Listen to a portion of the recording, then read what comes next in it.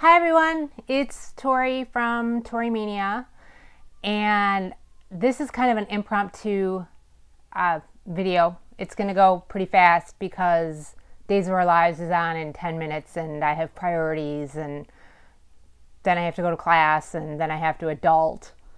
And I wanted to talk about, this is a little bit more of a rant for me, but for those that are bipolar and have ADD, and you sometimes have trouble managing conflict, maybe this experience will help you kind of get into your own head and get stuff in order so you can protect yourself from entities and people that aren't looking out for you. So basically, my situation is that I got a call from my insurance, my auto insurance and home insurance carrier, saying that we're going to get a letter from underwriting saying that they're going to cut us off because we had 5 accidents in 3 years, which didn't add up. It didn't make sense at all. Like, my husband and I sat down and counted everything out, and when we asked for more information, all we were given were dates, and the one that I was involved with was a collision, and I said that I had not been in a collision in years, like decades. I would know if I was in a collision, and they're saying no, there's a collision 3 years ago, blah blah blah, October, blah blah blah. My husband did rear end somebody. Some kid on a bike did actually ride his bike into my husband's car, where both the police and the insurance agency said that my husband was not at fault and the kid was at fault. Another driver crossed the yellow line and hit us broadside while in motion, and our car was parked and hit on a hit and run. So I'm not quite sure what this company wanted us to do, but upon further investigation, they're penalizing me for an incident that happened on another insurance company's books. They then denied that they were counting my husband's incident with the bicyclist as anything on their books at all. So then they had 2 extra incidences to account for. I'm like, so what are we being charged with? I'm come up with something. And this woman couldn't. All she could say is that she would go to not accounting, whatever they call the place where they, decide whether or not yay or nay, and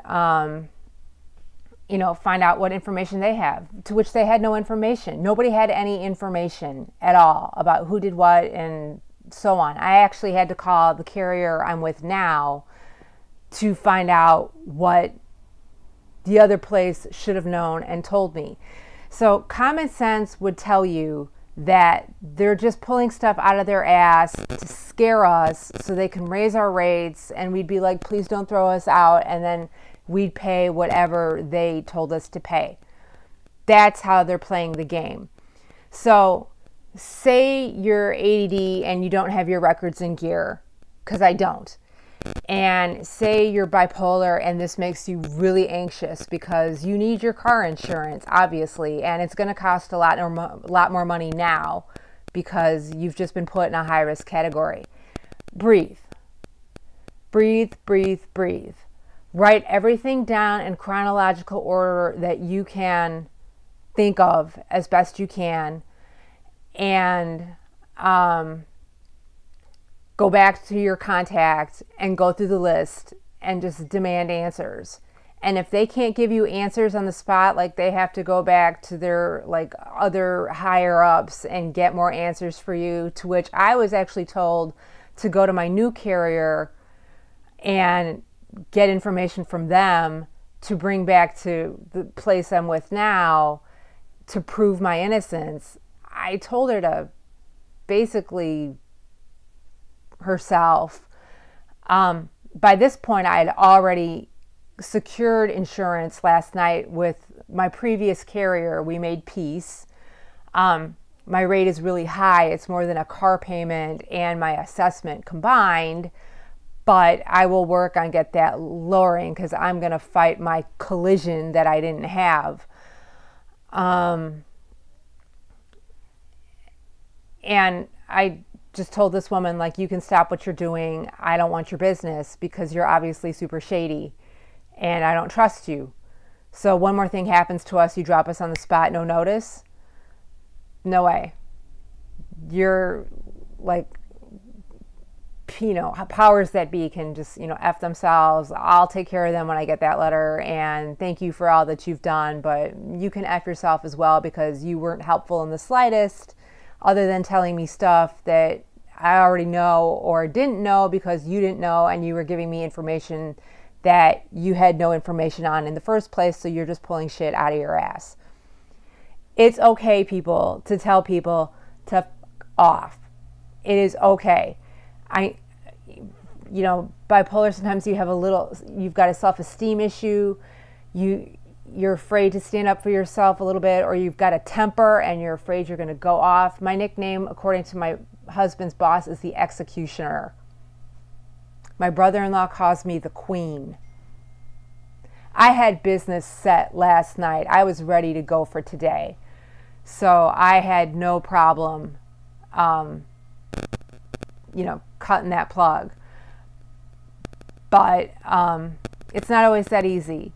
And I've got a lot of cleaning up to do because nobody seems to have any accurate information. And I need that accurate information to get our rates lowered because they're really exasperately high and it's going to impact our life.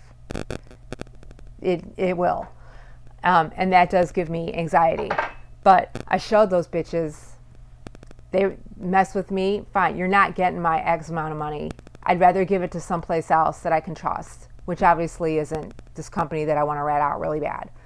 So, in as much, my point is that if you're disorganized, get together the paperwork you can. Think about who might have paperwork that you don't have. Call, collect it. Put everything in order, write it down, look at it, think, memorize, sit on it for a couple of days if you have to. If you're bipolar and you're the nervous kind, breathe, talk to a friend, talk it out, get a plan of action. If you're bipolar and you're the kind like me, breathe, talk to a friend, talk it out, get a plan of action. I didn't wait. I took care of stuff in 24 hours.